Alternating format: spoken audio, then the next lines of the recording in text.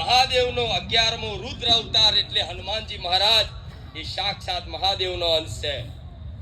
તેવા મહાદેવને તે પ્રિય હોય મારા રામ, એવા મહાદેવને પ્રિય હોય મારા રામનું નામ. તો એક વખત આ શિવરાત્રી નિમિત્તે બોલજો રામ રામ રામ રામ રામ. આ બધા રામ રામ કરેલું આ બધું મહાદેવને સમર્પિત.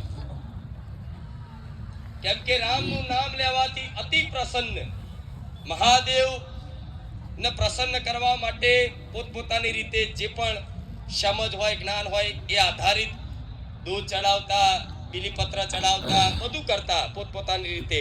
પણ સૌથી વધારે જો મહાદેવ પ્રસન્ન થતા હોય ને તો એમની આગળ રામની લીલા ગુણગાન અને રામનું નામ સંભળાવવાથી અતિ પ્રસન્ન થાય મહાદેવ.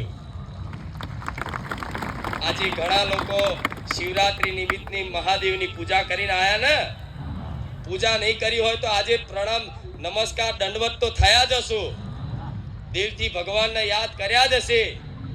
તો આજે તમારા